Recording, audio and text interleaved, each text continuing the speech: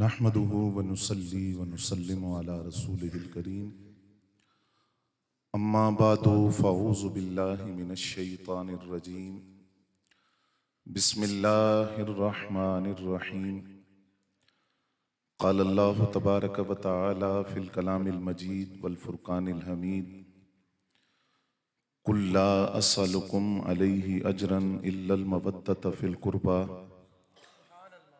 क़ाल नबिय्यु सल्लल्लाहु अलैहि वसल्लम अद्दिबू औलादकुम अला सलासी ख़िसालिन हुब्ब नबिय्यिकुम हुब्ब क़िराअतिल क़ुरआन व हुब्ब अहलि बैती। सदक़ल्लाहु मौलानल अज़ीम व सदक़ रसूलुहुन नबियुल करीम व नहनु अला ज़ालिका लमिनश शाहिदीन वश्शाकिरीन वल्हम्दुलिल्लाहि रब्बिल आलमीन। अस्सलातु वस्सलामु अलैका या रसूलल्लाह व अला आलिका व अस्हाबिका या हबीबल्लाह। पारहाए सुहुफ़ गुंचहाए कुदुस अहले बैते नबुव्वत पे लाखों सलाम। आबे ततहीर से जिसमें पौधे जमे उस रियाज़े नजाबत पे लाखों सलाम। खून खैरुर रसूल से है जिनका खमीर उनकी बेलोस तीनत पे लाखों सलाम। और क्या बात रिज़ा उस चमनिस्तान करम की, ज़हरा है कली जिसमें हुसैन व हसन फूल। इलाही बहक के बनी फ़ातिमा के बरकोले ईमा कुनी ख़ातिमा। अगर दावतम रद कुनी वर कबूल मनो दस्तो दामाने आले रसूल। हम्दो सना के बाद इंतहाई वाजिबुल एहतराम काबिल सद एहतराम बुजुर्गों और दोस्तों, बिलखुसूस ज़ीनत मसनद सदारत फ़ख्रुस्सादात साहबजादा वाला शान हज़रत साहबजादा पीर सैयद शुजात हुसैन शाह साहब ज़ीदा मजदूहू, आपके बरादरान पीर साहब के बाकी शाहजादे काबिल कदर इज़्ज़त व एहतराम के लायक उलमाए ज़ी वकार,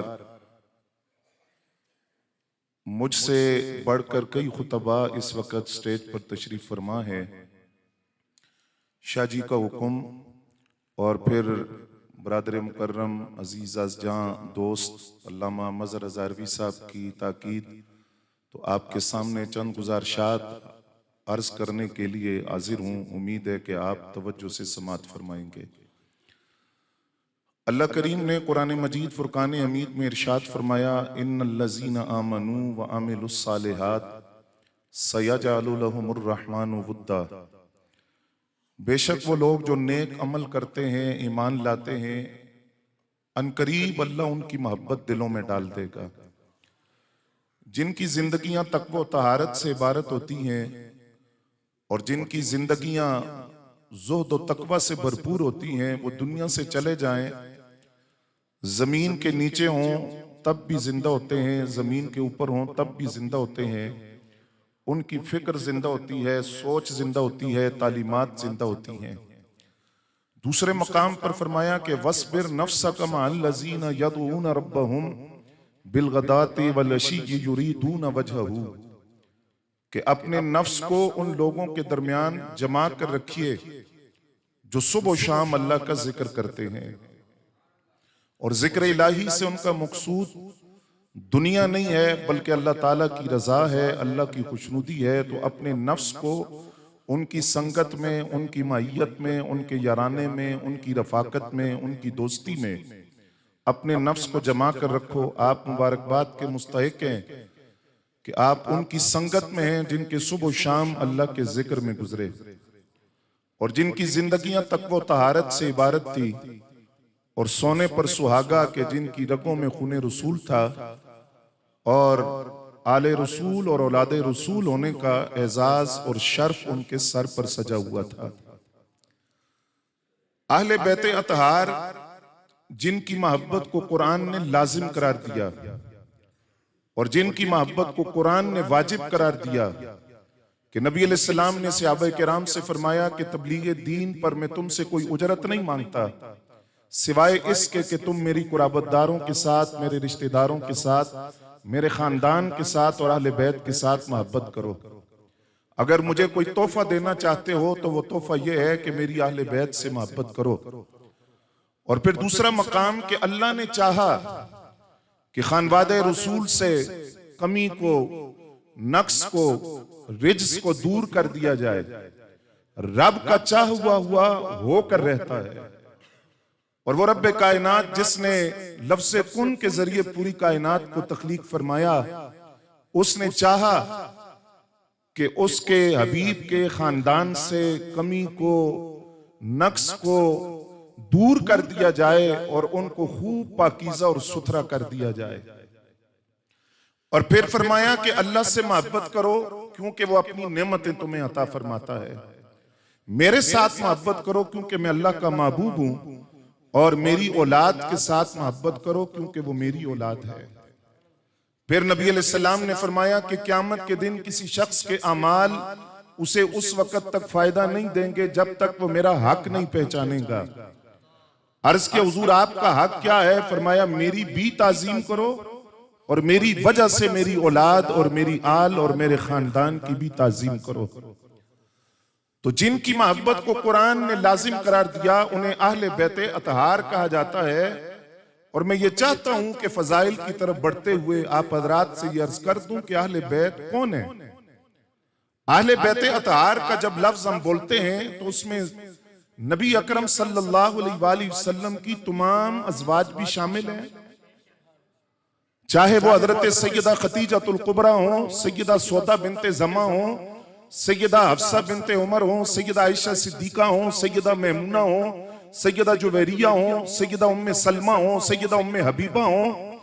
ये तमाम अज़वाज मुतहरात नबी अलैहिस्सलाम की आले बैत में दाखिल हैं। और फिर हुजूर की सारी शहजादियां हजरत सैयदा ज़ैनब पाक, सैयदा रुकैया पाक, सैयदा उम्मे कुलसूम पाक, और फिर इन तीनों शहजादियों पर फजीलत रखने वाली और उस फजीलत की वजह मैं आपके सामने अर्ज करूंगा, सैयदा ज़हरा सलामुल्लाह अलैहा, जो बाकी तीनों शहजादियों से उम्र में तो छोटी हैं लेकिन फजीलत और रुतबे के एतबार से तीनों से बड़ी हैं। ये चारों शहजादियां अहले बैत में शामिल हैं। नबी अलैहिस्सलाम के खानदान के वो अफराद जिन्होंने कलमा पढ़ा और जिन्होंने इस्लाम कबूल किया वो अहले बैत अतहार में शामिल हैं। वो चाहे मौला अली की औलाद है सैयदा पाक से, और फिर आले जाफर, आले हारिस, आले अकील, आले अब्बास, ये अहले बैत अतहार में शामिल है। लेकिन आले सुन्नत का ये भी अकीदा है जिसको शेख अब्दुल हक मुहद्दिस देलवी रहमतुल्लाह अलैह ने लिखा कि क्या वजह है कि जब भी आले बैत का लफ्ज बोला जाता है तो 5 हस्तियों का तसव्वुर ज़हन में आता है। इसकी वजह क्या है? फरमाते हैं वजह यह है कि अगरचे नबी अलैहिस्सलाम की अहले बैत के अंदर तमाम अज़वाज भी शामिल हैं, हुजूर की सारी शहजादियां शामिल हैं, सारी औलाद शामिल है, खानदान के वो लोग जो इस्लाम लाए वो अहले बैत में शामिल हैं, लेकिन अहले बैत अतहार में जो मकाम पंचतन पाक का है वो और किसी के हिस्से में नहीं है। और उसकी वजह है कि उस पंचतन पाक के अंदर जिनके लिए नबी अलैहिस्सलाम ने फरमाया जन्नत के अंदर कल हम 5 एक ही मकान के अंदर होंगे। अर्ज किया हुजूर कौन? फरमाया मैं, अली, फातिमा, हसन और हुसैन, हम 5 जन्नत के अंदर एक मकान में होंगे। ये पंचतन पाक जिनको 5 हस्तियां कहा जाता है, कुरान की जब आयत उतरी कि असहाबे रसूल को ये हुक्म दिया गया नबी के तवस्सुत से और क़यामत तक उम्मत को हुक्म दिया गया कि आले बैत के साथ मोहब्बत से बढ़कर मवद्दत करो, तो अर्ज किया कि हुजूर ये जिनके साथ मवद्दत का हुक्म दिया गया ये कौन है? खास मोहब्बत जिनके साथ हुक्म दिया गया तो नबी अलैहिस्सलाम ने फरमाया वो 5 हैं। मैं हूं, अली है, फातिमा है, हसन है, हुसैन है, जिनके साथ अल्लाह ने खास मवद्दत का हुक्म दिया। तो ये 5 नफूसे कुदसिया आले बैत अतहार के अंदर एक खास मकाम है। नबी अलैहिस्सलाम जाने कायनात, रूहे कायनात, मरकज़े कायनात, हयाते कायनात, वजह तखलीक़े कायनात, मब्दअ कायनात, मनशअ कायनात, आले बैत अतहार के अंदर जो पंचतन पाक में पहली हस्ती खुद सरकार की जात है, और फिर दूसरी हस्ती सैयदा तैयबा ताहिरा आप सुभान अल्लाह कह दें तो कोई अर्ज नहीं इसका। सैयदा तैयबा ताहिरा जाहिदा आबिदा साजिदा कानिता शाफिया मुकद्दसा मुअत्तरा मुनव्वरा अफीफा जिगर गोशे रसूल, जिनके लिए फरमाया फातिमा तुम बदअतुम मिन्नी, फातिमा मेरे जिगर का टुकड़ा है। कि आहले बेते अतहार के पंचतन पाक में दूसरा फर्द है, और इनकी फजीलत की वजह यह है कि ये सरकार की बाकी बेटियों पर भी फजीलत रखती है, और उस फजीलत की वजह यह है कि नबी अलैहिस्सलाम की मुज़क्कर औलाद सरकार के कोई बेटे बलूगत तक नहीं पहुंचे, बालिग होने से पहले दुनिया से पर्दा फरमा गए। नस्ब चलता है बेटों से, नस्ल चलती है बेटों से। सरकार दो आलम सल्लल्लाहु अलैहि वसल्लम जब गमगीन थे कि तीनों बेटे बलूगत से पहले दुनिया से रुखसत हो गए, नस्ब कैसे बढ़ेगा, नस्ल कैसे चलेगी? रब ने फरमाया अभी प्यारे गम न कीजिए, लोगों की नस्ल बेटों से चलती है। आपकी खातिर कानून बदला, आपकी बेटी सैयदा फातिमा ज़हरा की जो औलाद होगी उसे औलादे रसूल कहा जाएगा।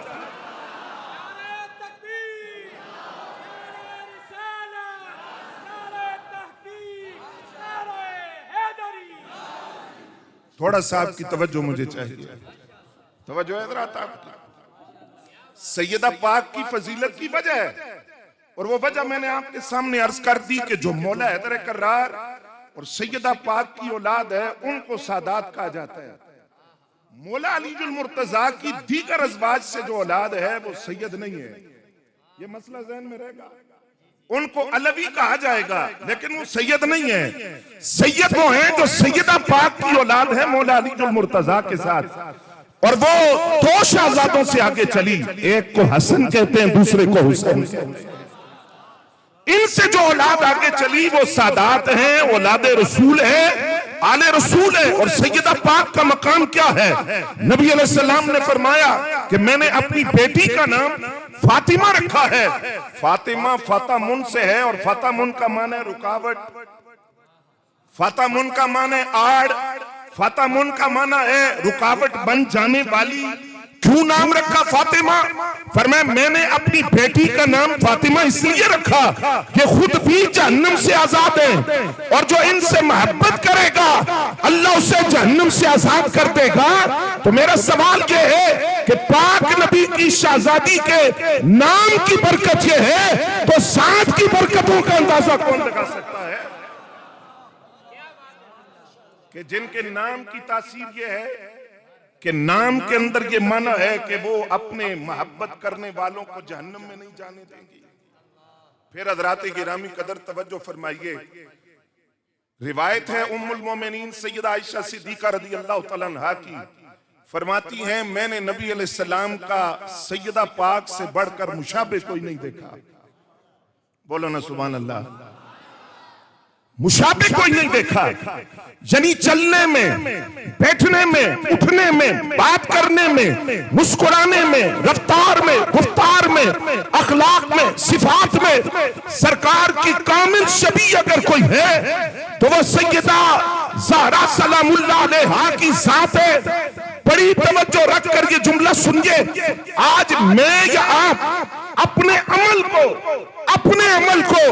अपनी नेकियों को सरकार के अमल जैसा बनाने की कोशिश करें तो इस निस्बत से हम अल्लाह की बारगाह में मकबूल हो सकते हैं। जो खुद कोशिश करके अपने अमल को सरकार के अमल जैसा बनाए वो अल्लाह की बारगाह में मकबूल है। तो जिसे रब ने खुद महबूब के मुशाबे बनाया,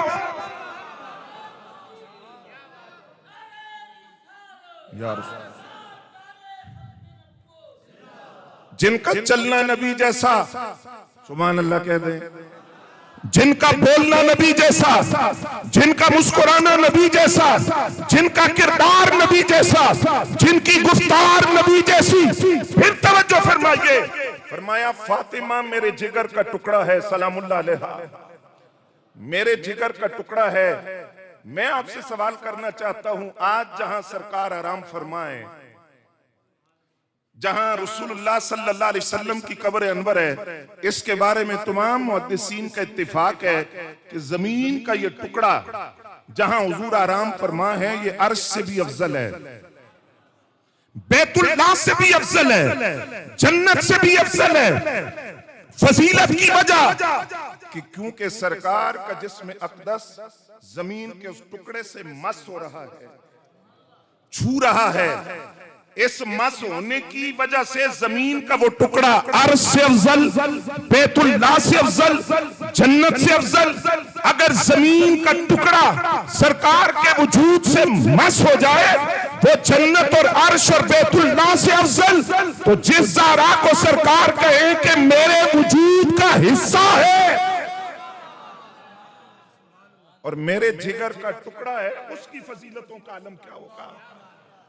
जिनकी रगों में खून रसूलुल्लाह सल्लल्लाहु अलैहि वसल्लम का हो और जिनको सरकार अपने जिस्म का हिस्सा करार दे। और फिर सुनिए हज़रात, सैयदा पाक के वाले से इकबाल ने बड़ी खूबसूरत बात की। अल्लामा इकबाल कहते हैं हजरत मरियम अलैहिस्सलाम की फजीलत की एक वजह है कि वो हजरत ईसा अलैहिस्सलाम की वालिदा हैं, नबिया नहीं है, वलिया हैं।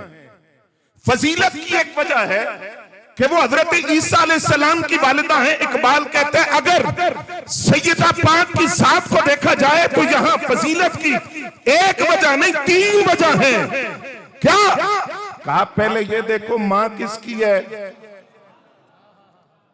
फिर ये देखो बीवी किसकी है, फिर ये देखो बेटी किसकी है। और इकबाल ने तो कमाल किया। इकबाल कहता है अगर मेरे पांव में शरीयत मुताहरा ने जंजीर न डाली होती कि गैरुल्लाह को सजदा करना हराम है, तो सैयदा पाक का मकाम ये है।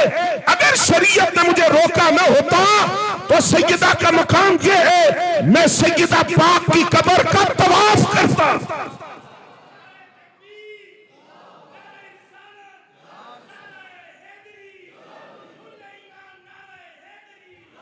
तवज्जो है हज़रात। और जिनकी शान का आलम ये हो कि नबी अलैहिस्सलाम फरमाते हैं कि वो शर्मो हया का पैकर, के जिनके आला हजरत कहते हैं कि जिनके घर में कभी जिब्रील भी झांक कर न देखें, सूरज की किरणें भी कभी झांक कर न देखें, और वो कल मैदान हशर में आएंगी तो किस तरह आएंगी, मुझे आपकी तवज्जो चाहिए। किस तरह आएंगी? फरमाया सैयदा पाक कल जब जन्नत में आएंगी तो किस तरह आएंगी? और भी खवातीन आएंगी, और भी वलिया, मुहद्दिसा, मुफस्सिरा, अपने वक्त की राबे बसरिया, बड़ी फजीलत वाली खवातीन मैदान हशर में आएंगी। लेकिन सरकार फरमाते हैं जब मेरी बेटी आएंगी तो ऐलान होगा नक्किसू रऊसकुम या अहलल जमए, ए मैदान हशर वालों, नक्किसू रऊसकुम, अपने सरों को झुकाओ, सरों को झुकाओ, वगुद्दू अब्सारकुम, नजरों को नीचा करो। क्यों? फरमाया अपने सर नीचे कर लो, नजरें झुका लो। हुआ क्या है? फरमाया हत्ता तमुर्रु फातिमा बिन्त मुहम्मदिन अला सिरात, तमाम आले अशर अपने सरों को झुकाएंगे, नजरें नीची करेंगे। 70,000 हूरों के झुरमट में सैयदा पाक बिजली की तेजी की तरह पुल सिरात को पार कर जाएंगी। जिस बीबी का जन्नत में प्रोटोकॉल ये हो, दुनिया में उसके मकाम का अंदाजा कौन? नारे तकबीर, नारे रिसालत, नारे रिसालत, नारे हैदरी। इमाम सयूती ने बाप बांधा अल-खसाइसुल कुबरा में, आपने फरमाया कि मौला अली ने दूसरा निकाह करना चाहा, सैयदा पाक की मौजूदगी में हुजूर ने मना फरमा दिया। तवज्जो फरमाओगे, सरकार ने मना फरमा दिया कि अली मेरी बेटी की मौजूदगी में आप दूसरा निकाह नहीं कर सकते, और मौला अली ने नहीं किया। उसके बाद आपने मुतअद्दिद निकाह किए, लेकिन सैयदा पाक की मौजूदगी में दूसरा निकाह नहीं किया। यही प्रोटोकॉल सरकार की बाकी शहजादियों का भी है। 2 शहजादियां सरकार की हजरत उस्मान गनी के निकाह में थी, आपने भी उनकी मौजूदगी में दूसरा निकाह नहीं किया। और फिर एक अबुल आस जो बाद में इस्लाम लाए, उनकी निकाह में सरकार की बड़ी शहजादी थी, उन्होंने भी सरकार की शहजादी की मौजूदगी में दूसरा निकाह नहीं किया। मैं इसकी वजह अर्ज करने लगा। सोतन या सोकन किसी औरत पर दूसरी औरत को ब्याह कर लाना या निकाह करके लाना मना तो नहीं है ना। इस्लाम ने 4 शादियों की इजाजत दी है। आप मेरी तरफ तवज्जो रखेंगे, मैं बड़ा अहम मसला करने लगा। पाबंदी तो नहीं है ना, औरत पर दूसरी औरत को ब्याह कर लाया जा सकता है, निकाह हो सकता है, मना नहीं है, शरीयत ने मना नहीं किया। लेकिन नबी अलैहिस्सलाम की 4 शहजादियों का प्रोटोकॉल है कि इनकी मौजूदगी में कोई दूसरा निकाह नहीं हो सकता था। इसकी वजह सुनिए, मुहद्दिसीन ने लिखा है कि जब कोई औरत शौकन बन के आती है तो वो दूसरी औरत से कितनी ही हम आहंगी क्यों ना हो, अदब एहतराम का रिश्ता क्यों ना हो, इंसानी फितरत है, कभी ऐसा होता है कि लड़ाई हो जाती है तो वो दूसरी औरत को बात करते करते उसके माँ बाप तक पहुंच जाती है और बुरा कह देती है, कोई लफ्ज नामुनासिब बोल देती है। फरमाया हबीब प्यारे, तेरी बेटियों का प्रोटोकॉल ये है और तेरी जात की महबूबियत का आलम यह है, तेरी बेटियों की मौजूदगी में कोई दूसरा निकाह नहीं करेगा। क्यों? फरमाया मैं ये नहीं चाहता कि कोई शौकन बनकर तेरी बेटी पर कोई शौतन बनकर आए, बात करते करते तेरी शहजादी को सामने रखकर तुझे कोई जुमला बोल दे। मुझे ये तो गवारा है कि पाबंदी लगा दूं कि जिसके निकाह में मेरे महबूब की शहजादियां होंगी वो दूसरी किसी औरत से निकाह नहीं कर सकता। लेकिन हबीब कोई अदम तवज्जो में ना चाहते हुए तेरी साथ को कोई जुमला बोलते, मैं ये गवारा नहीं कर सकता। सैयदा पाक की मौजूदगी में मौला अली ने दूसरा निकाह नहीं किया। और जब मौला अली मुर्तजा रिश्ता तलब करने के लिए आए तो नबी अलैहिस्सलाम हजरत उम्मे सलमा रदी अल्लाह तआला अन्हा के घर हुजूर तशरीफ फरमा है, जो आपका हुजरा है, जो आपकी जोजा है। दरवाजे से जब इजाजत तलब की गई तो सरकार ने फरमाया, ए उम्मे सलमा दरवाजा खोलो। वो आया है, हदीस के लफ्ज हैं जिम्मेदार में उन लफ्ज सुने, कहा वो आया है जो अल्लाह का भी महबूब है और मेरा भाई है।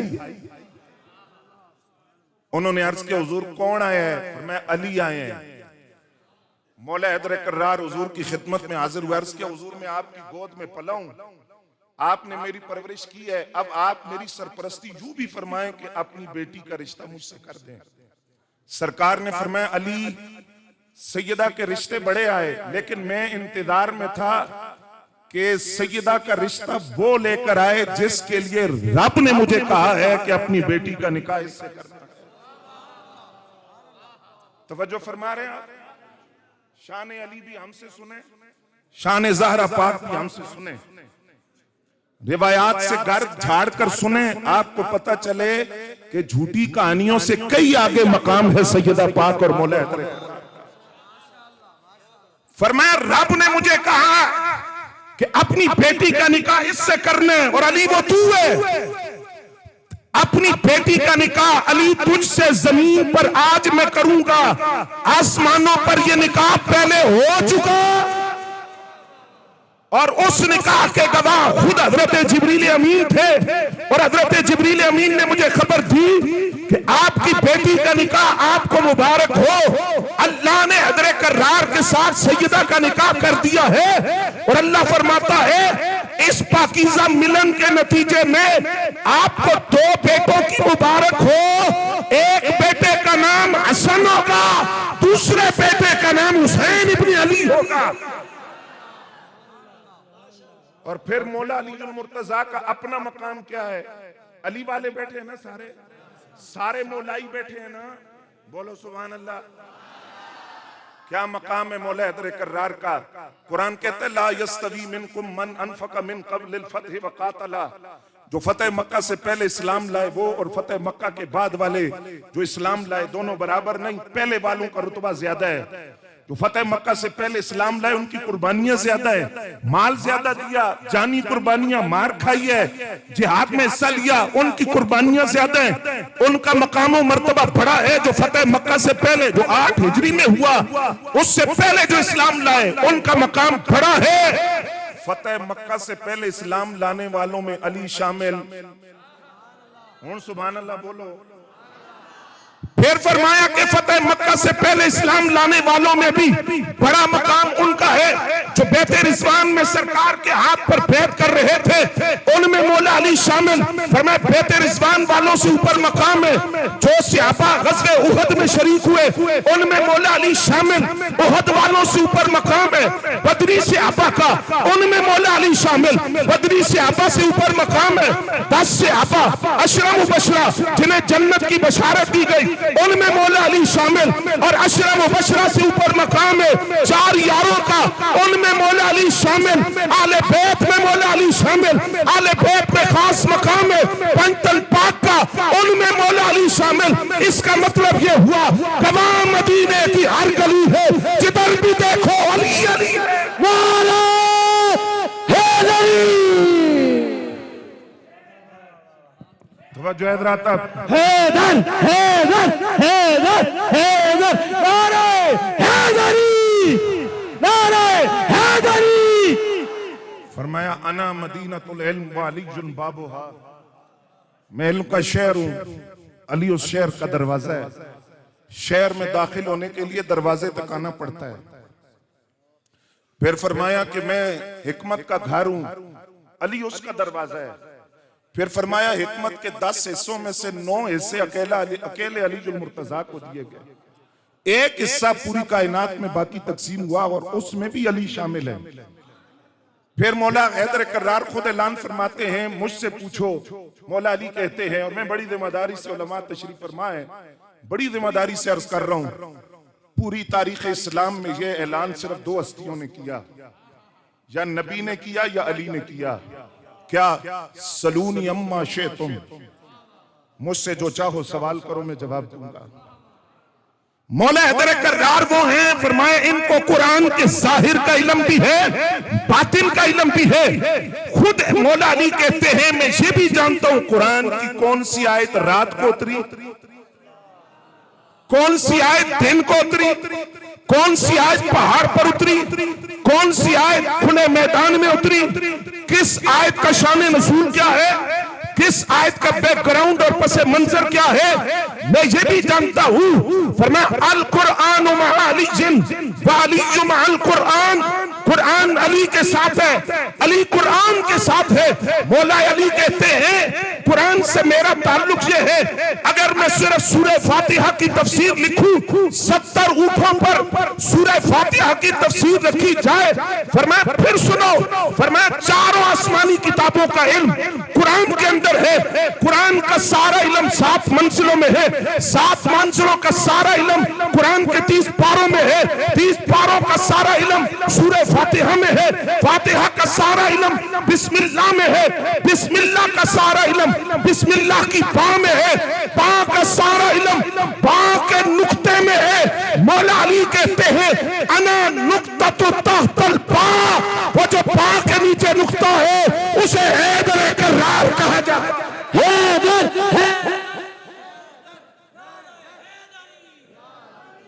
तवज्जो हज़रात, ज़ौक़ कोई नहीं तोड़ा, बोले सुभान अल्लाह, यही बस कर दूं, बोले ना सुभान अल्लाह, बुलंद आवाज से बोले। चलें ये रिवायत सुन ले। हजरत अबू सईद खुदरी रज़ी अल्लाह तआला अन्हु से किसी ताबी ने पूछा कि आप दौरे पैगंबर सल्लल्लाहु अलैहि वसल्लम में मोमिन और मुनाफिक में फर्क कैसे करते थे? मुनाफिक अंदर से काला होता है, छुपा हुआ होता है, पहचाना नहीं जाता। तो किस तरह पता चलता था ये मुनाफिक है और किस तरह पता चलता था ये मोमिन है? कहते मा कुन्ना नारिफु इल्ला बिबुग़्दिहिम अलीयन। मुनाफिक अगर हमने पहचानना होता तो एक पैमाना हमारे पास था, एक थर्मामीटर था जिससे चेक करते थे मोमिन है या मुनाफिक। क्या? फरमाया मा कुन्ना नारिफु इल्ला बिबुग़्दिहिम अलीयन। हम मोमिन और मुनाफिक का फर्क करने के लिए हैदर कर्रार का जिक्र किया करते थे। अगर अली का जिक्र सुनकर चेहरा खिल उठे तो पक्का मोमिन है, और अगर अली का जिक्र सुनकर चेहरा बिगड़ जाए तो पता चलता था पक्का मुनाफिक है। और हम सारे मोमिन बैठे अल्हम्दुलिल्लाह। अब बोले सुभान अल्लाह। क्या शान है मौला हैदर कर्रार की। हुजूर ने फरमाया अली जुन अक़दाना, इस उम्मत का सबसे बड़ा काजी मौला अली है, सबसे बड़ा जज मौलाना यार, सबसे बड़ा जज, सबसे बड़ा काजी मौला अली है।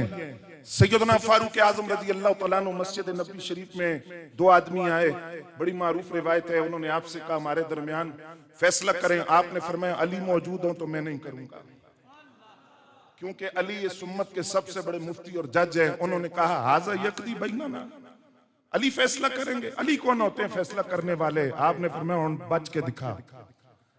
फारूक आजम तो फिर फारूक आजम है, जिसके साए में इतनी ताकत हो कि शैतान ठहर न सके, तो उसके नाम और जात की ताकत का आलम क्या होगा। जो मुरादे रसूल भी हैं और मुरीदे रसूल भी हैं और तालिबे रसूल भी हैं और मतलूबे रसूल भी हैं और महबूबे रसूल भी हैं और मुहिब्बे रसूल भी हैं, और 1036 शहरों पर जिसने इस्लाम का झंडा लहराया और जिसका नाम सुनकर आज भी आलम कुफर कांप उठता है। जब उस बंदे ने कहा हाजा यकदी बैनना, अली कौन होता है फैसला करने वाला, तो फारूक आजम रज़ी अल्लाह तआला अन्हु ने उसे बुद्धि से पकड़ा। तो जिसको उमर पकड़े वो जाए किधर? जो उमर की पकड़ में आ जाए वो जाए किधर? पकड़ा, फरमाया सुन, तू कह रहा है ये अली कौन है? फरमाया मौला का, मौला का, ये मेरे भी मौला है, वो मौला कुल्ले मोमिन, हर मोमिन के मौला है।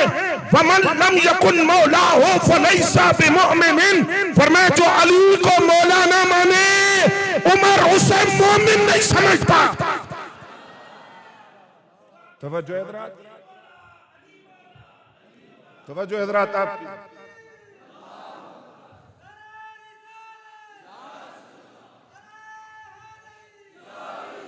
ये सारी रिवायात मौला अली की शान में एक तरफ, और गदीर खुम पर कहा गया मेरे नबी का एक जुमला एक तरफ। फरमाया मन कुन्तु मौलाहु फहाज़ा अलीयुन मौलाहु, जिसका मैं मौला, जिसका मैं मौला उसके अली मौला। मैं यहाँ चंद जुमले अर्ज करना चाहता था, लेकिन आप पर नींद का गलबा है, मैं कहता हूँ शॉर्टकट इख्तियार करूं, आगे निकल जाऊं, या बोलेंगे साथ, थोड़ा माहौल बन जाएगा। मन कुन्तु मौला, मिलकर बुलंद आवाज से मन कुन्तु मौला, मन कुन्तु मौला, मन कुन्तु मौला। अबू बकर का प्यारा, उमर का दिलबर, उस्मान का प्यारा, उस्मान का प्यारा, तौहीद का दाई, मुस्तफा का सिपाही, ज़हरा के शोहर, हसनैन के बाबा, मरहब को पछाड़ा, खैबर को उखाड़ा। मन कुन्तु मौला, मन कुन्तु मौला, मन कुन्तु मौला, नारे हैदरी। अली जुन अक़दाना, अली सबसे बड़े काजी हैं, सबसे बड़े जज हैं। मैं आपसे सवाल करने लगा हूं, आप जवाब देंगे। अली सबसे बड़े काजी हैं, सबसे बड़े जज हैं। अल्हम्दुलिल्लाह हम सुन्नियों के घर पैदा हुए हैं, हमें घुटी आले सुन्नत के अकीदे वाली दी गई है। गर्दन कट सकती है, अकीदे में दगड़ मगड़ नहीं होगा। हमने मौला अली जुल मुर्तजा को इस उम्मत का सबसे बड़ा जज भी माना, और फिर उसी अली जुल मुर्तजा को जो उम्मत के सबसे बड़े जज हैं, सिद्दीक अकबर के पीछे नमाज पढ़ते हुए भी देखा। बोले ना सुभान अल्लाह, इस पर अब आपकी आवाज आए। उम्मत के सबसे बड़े जज को हजरत सिद्दीक अकबर की इक्तिदा में भी देखा, और विसाल रसूल के बाद हजरत सिद्दीक अकबर की बैत करते हुए भी देखा। और सैयदा पाक के जनाजे पर उम्मत का सबसे बड़ा काजी और जज मौला हैदर कर्रार से हजरत सिद्दीक अकबर ने कहा आपकी अहलिया है, आप जनाजा पढ़ाएं। उन्होंने कहा अबू बकर मैं जनाजा जरूर पढ़ाता अगर मैंने सरकार की जुबान अक़दस से ये जुमला न सुना होता। सरकार ने फरमाया जिस कौम में अबू बकर मौजूद हो उस कौम में किसी को हक नहीं पहुंचता, वो आगे बढ़कर मुसल्ले इमामत पर खड़ा हो। अली उम्मत का सबसे बड़ा जज है, लेकिन अली का भी इमाम सिद्दीक अकबर।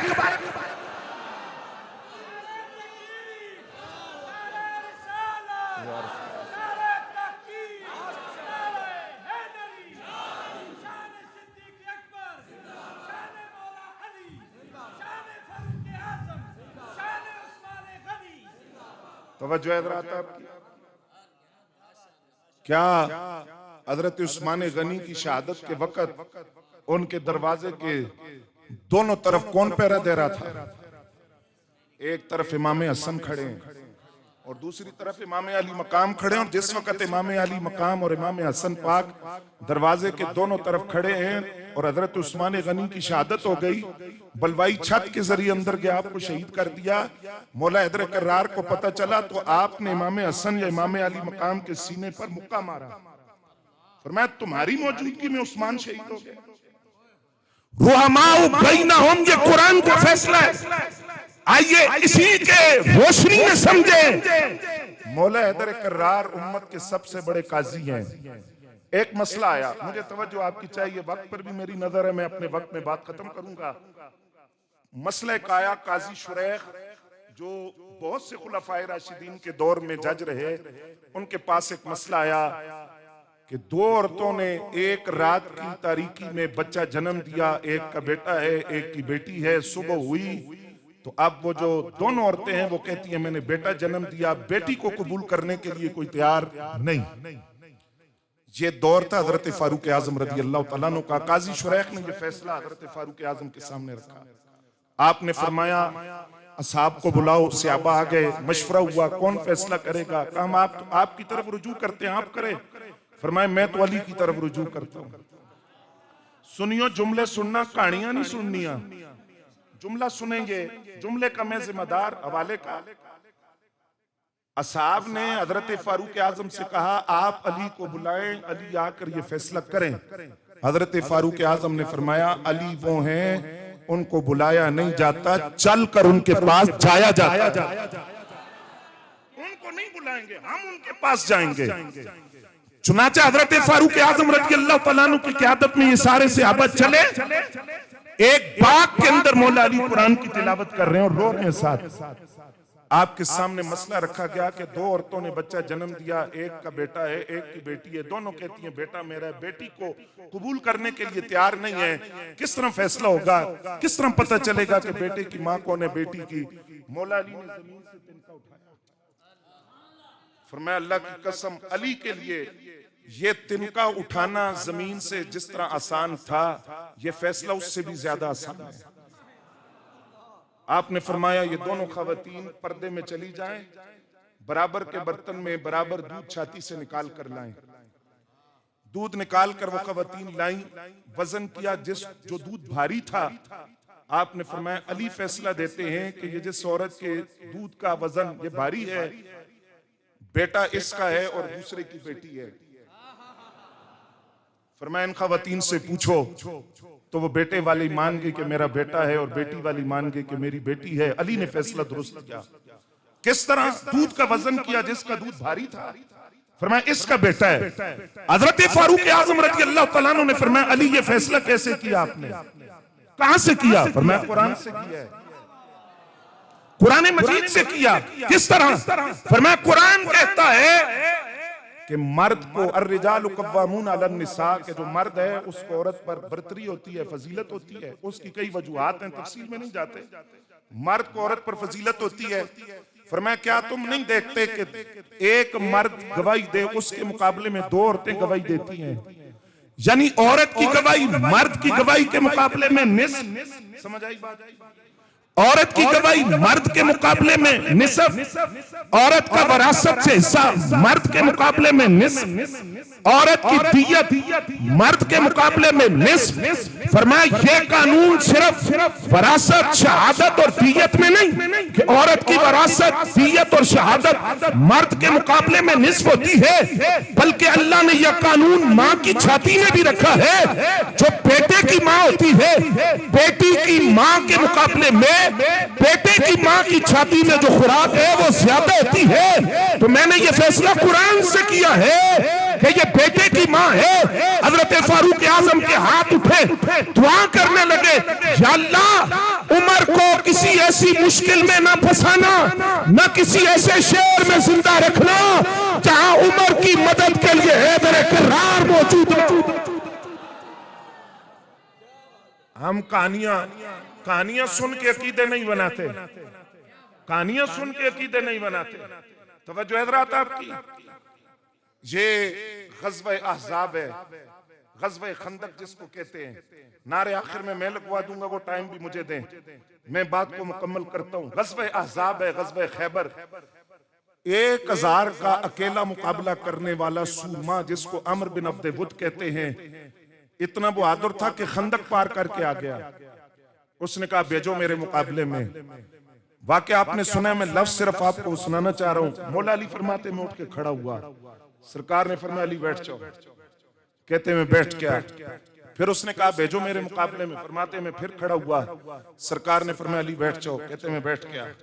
फिर उसने कहा कोई आए ना मेरे मुकाबले में। अब वो इतना बहादुर था जो मुशरिकीन की तरफ से आया, 1000 का अकेला मुकाबला करता था और जानवर का गीला चमड़ा पांव के नीचे रख कर खींच कर फाड़ देता। फिर कहा भेजो मेरे मुकाबले में। अब लफ्ज़ सुनिए जरा। मौला हैदर कर्रार कहते हैं मैं फिर उठ के खड़ा हुआ, सरकार ने फरमाया अली बैठ जाओ। ये अमर बिन अब्द वुद है। कहते मैंने अर्ज किया हुजूर है तो होगा, तो होगा, मैं भी तो हैदर कर्रार हूं। सरकार ने दस्तार भी दी, तलवार भी दी। मौला अली को भेजा अमर बिन अब्द वुद के मुकाबले में। फिर जुमले अर्ज कर दूं, जिसको सरकार ने दस्तार दी वो भी हमारे ईमान का हिस्सा, जिसको सरकार ने मुसल्ला दिया वो भी हमारे ईमान का हिस्सा, जिसको सरकार ने हिजरत की रात बिस्तर पर सुलाया वो भी हमारे ईमान का हिस्सा, जिसे सरकार ने सफर का साथी बनाया वो भी हमारे ईमान का हिस्सा। या यूं कहूं जिसे सरकार ने कंधों पे उठाकर बैतुल्लाह को बुतों से खाली करवाया वो अली भी हमारे ईमान का हिस्सा। और जिस अबू बकर ने सरकार को कंधों पे उठाकर गारे सोर तक पहुंचाया वो अबू बकर भी हमारे ईमान का हिस्सा। मौला हैदर कर्रार गए और उसने कहा कि अली तुम्हारे वालिद के साथ मेरी दोस्ती थी, तुम मेरे मुकाबले में ना आओ, मैं तुमसे नहीं लड़ना चाहता। फरमाया तू नहीं लड़ना चाहता, मैं लड़ना चाहता हूं। आपने वार किया। सहाबा कहते हैं गर्द उड़ रही थी, मट्टी थी, समझ नहीं आ रही गालिब कौन है मगलूब कौन है। गर्द अड़ी तो सरकार की जुबान से नारे तकबीर बुलंद हुआ। हम समझ गए कि मौला हैदर कर्रार को अल्लाह ने फतह दी है। वो 1000 के मुकाबले में अकेले आने वाला बाजू हैदर का मुकाबला न कर सका। जमीन पर तड़प रहा था और उसकी छाती पर मौला हैदर कर्रार बैठे थे। एक ये मंजर, दूसरा मंजर मरहब जो यहूदियों का बड़ा सरदार था, सरकार ने उसके मुकाबले में भेजा जब मौला अली को। तवज्जो आप फरमाएंगे, उसने अपना तारुफ करवाया, बताया कि मैं कौन हूं। लंबा रिज कसीदा पढ़कर जब चुप हुआ ना, अपनी तारीफ में खुद ही अपनी बहादुरी के बारे में इशार पढ़े, आखिरी जुमला उसने कहा कि मैं मरहब हूं। तो फिर मौला अली ने एक ही जुमला जवाब में कहा, फरमाया तू मरहब है, अनल्लज़ी सम्मतनी उम्मी हैदरा, तू मरहब है, मैं वो हूं जिसकी मां ने उसका नाम हैदर रखा है। तू मरहब है, मैं वो हूं जिसने कहा उसकी मां ने नाम हैदर रखा है। लफ्ज़ से मरहब कांपने लग गया। उसने एक रात पहले ख्वाब देखा था कि एक शेर ने उसको चीड़ फाड़ कर टुकड़े टुकड़े कर दिया है, और हैदर चूंकि शेर को कहते हैं तो वो कांपने लग गया।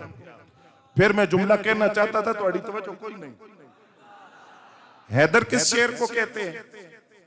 हैदर किस शेर को कहते हैं? और सिर्फ हैदर नहीं, हैदर कर्रार। एक शेर वो होता है जो अपनी कछार में बैठा है, उसे कहते हैं असद। असद का माना शेर। शेर जो अपनी कछार से बाहर निकले उस शेर को जिरगाम कहते हैं। शेर अगर चल फिर रहा हो इसे ज़ेगम कहते हैं। शेर अगर दुश्मन की तरफ दौड़ रहा हो इस शेर को गजनफर कहते हैं। जो शेर अपने दुश्मन को दबोच ले इस शेर को हमजा कहते हैं। और जो शेर अपने दुश्मन को इस तरह दबोचे कि सांस न लेने दे इस शेर को अब्बास कहते हैं। और जो शेर अपने दुश्मन के दो टुकड़े करते उसे हैदर कर्रार कहते हैं। कर्रार का माना है रिसालत, नारे रिसालत। हाथों को उठा के जवाब दे। ये वो अकीदा बयान हो रहा है जो अहले सुन्नत का है। नारे हैदरी, नारे हैदरी, नारे हैदरी। हैदर किसे कहते हैं? और सिर्फ हैदर नहीं, हैदर कर्रार, पलट पलट कर हमला करने वाला, न थकने वाला, बार बार पलट पलट कर हमला करने वाला, उसे हैदर कर्रार कहा जाता है। तो फरमाया तू मरहब है अनल्लज़ी सम्मतनी उम्मी हैदरा, अगर तू मरहब है तो मेरी मां ने मेरा नाम हैदर रखा है। और हैदर उसे कहते हैं जो चीर फाड़ कर छोड़ दे। खैबर की तारीख उठाकर देखिए, मौला हैदर कर्रार वो है जिन्होंने तलवार का एक वार करके मरहब को दरमियान से चीर कर रख दिया था। उसे हैदर, तवज्जो है हज़रात आपकी। और इनको जो दो पाकीज़ा शहजादे मिले, एक का नाम है हसन, बोले ना सुभान अल्लाह, वक्त नजदीक लग गया। एक का नाम है हुसैन रज़ी अल्लाह तआला अन्हु। सरकार ने फरमाया मुझे सर से लेकर सीने तक देखना हो। सरकार किसको देखें? फरमाया हसन को देखो। मुझे सीने से लेकर कदमों तक देखना हो। किसको देखें? मैं हुसैन इब्ने अली को देखो। इन दोनों को मिलाओ तो ये शबीह मुस्तफा है। तो फिर बरेली का ताजदार बोला, गैरतमंदों का गैरतमंद इमाम बोला, कुछ तो इसके मुस्तफा अकीदा खोल कर पिलाने वाला बरेली का इमाम अहमद रजा बोला, शेर भी पढ़ूंगा और माना भी समझाऊंगा। कहने लगे मादूम न था साया शाहे सकलैन, इस नूर की जलवगा थी जाते हसनैन। तमसील ने उस साया के दो हिस्से किए, आधे से हसन बने हैं आधे से हुसैन। आला हज़रत कहते हैं अगर हसनैन का मकाम समझना हो तो यूं समझो कि सरकार का साया था। चांदनी रातों में और धूप में कभी किसी ने जमीन पर नहीं देखा तो कहां था? कहते हैं अल्लाह ने अपने हबीब के साए को दो हिस्सों में तकसीम किया था। फिर सुनिए, मादूम न था साया शाहे सकलैन, उस नूर की जलवगा थी जाते हसनैन। तमसील ने उस साया के दो हिस्से किए, आधे से हसन बने हैं आधे से हुसैन। आला हज़रत कहते हैं जो सरकार का साया था अल्लाह ने उसे दो हिस्सों में तकसीम कर दिया। आधे साए से इमाम हसन को बनाया था, आधे साए से इमाम हुसैन को बनाया था। अल्हम्दुलिल्लाह हम हसन वाले भी हैं, बोलो ना, और हुसैन वाले भी हैं। सैयदा पाक दोनों शहजादों को लाई और लाकर अर्ज किया अब्बा जी इनको कुछ दे। सरकार ने फरमाया ये जो मेरा बेटा है ना हसन, फलाहू हैबती व सुददी, इसको मैंने अपना रोब भी दिया और अपनी सरदारी भी दी। और जो मेरा बेटा है हुसैन इब्ने अली रज़ी अल्लाह तआला अन्हुमा, इसको मैंने अपनी जुर्रत का भी वारिस बनाया और अपनी सखावत का भी वारिस बनाया। ये जमीन के ऊपर हो तो तब भी लजपाल है, जमीन के अंदर हो तो तब भी लजपाल है। इमाम अली मकाम ने अपने नाना की जुर्रतों का वारिस होने का हक अदा किया और इमाम हसन ने सरदारी का हक अदा किया। तवज्जो फरमाएंगे आप? इमाम हसन ने इख्तिदार छोड़ा, हुकूमत छोड़ी और हुकूमत छोड़कर बताया कि हम अली के बेटे हैं, बुज़दिल नहीं शेरे खुदा के बेटे हैं। लेकिन जिसको हक समझा था उम्मत को फितने से बचाने के लिए 40,000 बंदा साथ था, असला भी था, मदीना तैयबा भी था, लोगों की एक जमात साथ थी। लेकिन उम्मत को फितने से बचाने के लिए, खून रेजी से बचाने के लिए जिसे हक पर समझा उसके हाथ में हाथ दिया।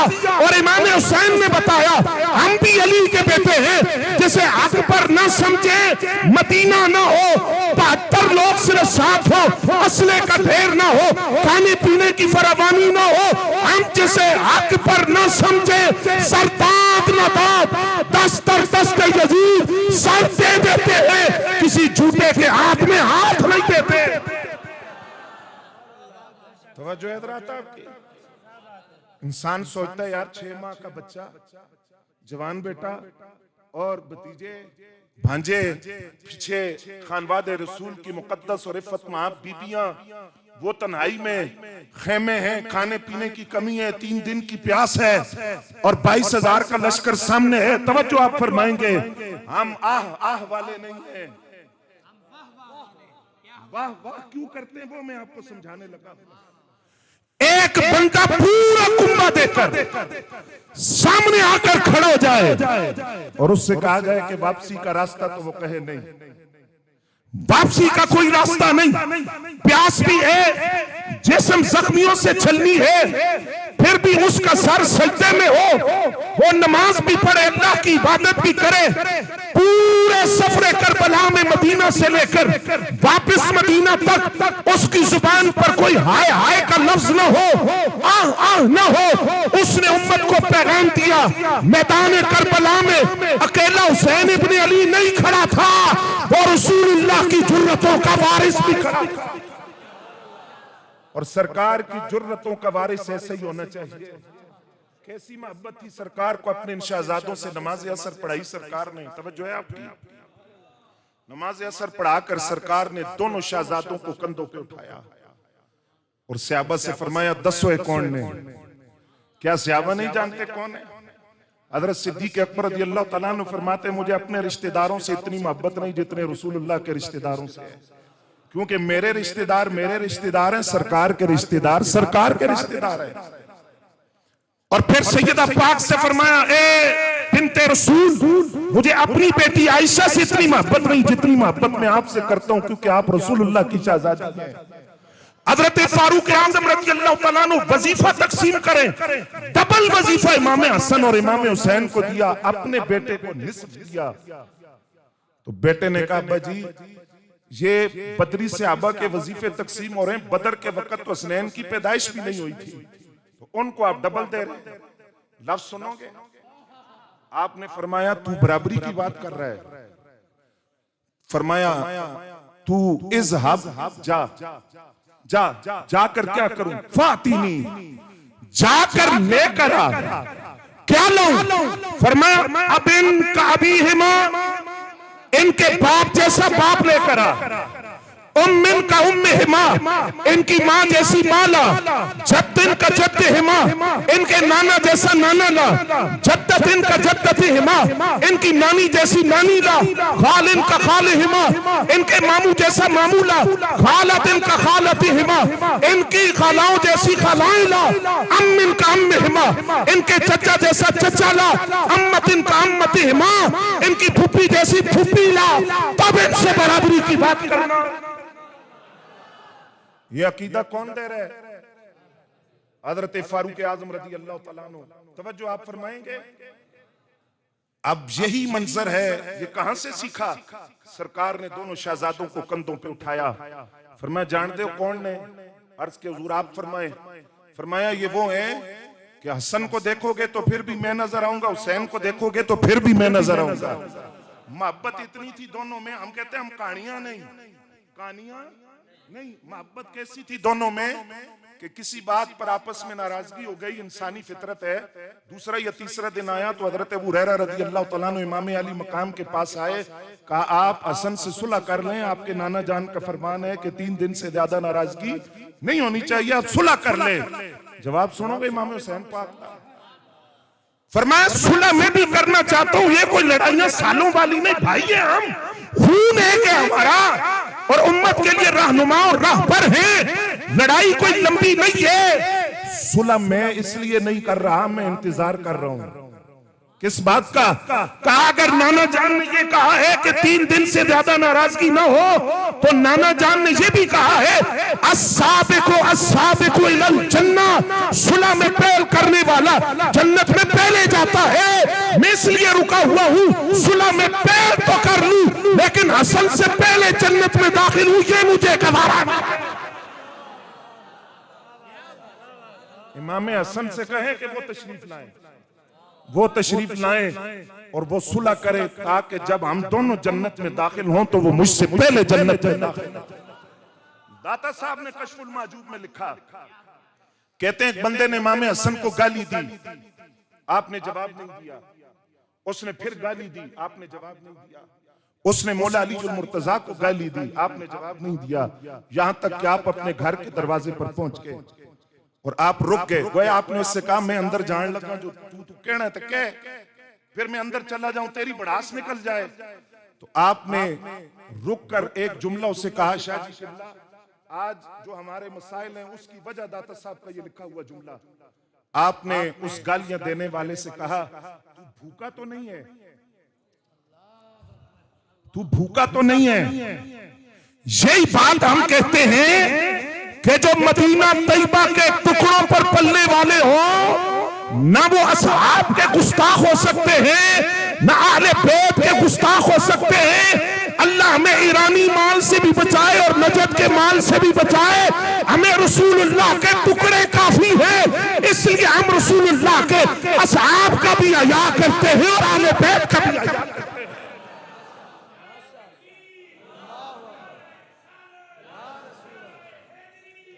तवज्जो फरमाया हज़रात, फरमाया भूखा तो नहीं तू। अंदर जाकर चांदी का थाल भर के आपने बेचा और साथ खादिम से कहा कि उससे माजरत करो कि मेरे पास यही और होता तो मैं और देता। उसने क्या कहा? उसने कहा नशहदु अन्नका इब्नु रसूलुल्लाह, मैं गवाही देता हूं आप रसूलुल्लाह के बेटे हैं। इतना इल्म, इतनी बर्दाश्त और तहम्मुल सरकार की औलाद में हो सकता है। मैं एक जुमला अर्ज करने लगा हूं, अपने दिल की तख्तियों पर लिखना।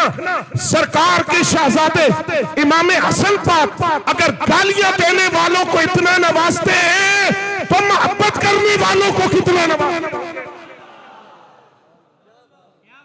फरमाया अस्साबिक वस्साबिकु इलल जन्ना, सरकार ने कंधों पे उठाया। ये आखिरी में लफ्ज अपनी तकरीर के बोलने लगा हूं, उम्मीद है कि आप मेरे साथ शामिल होंगे।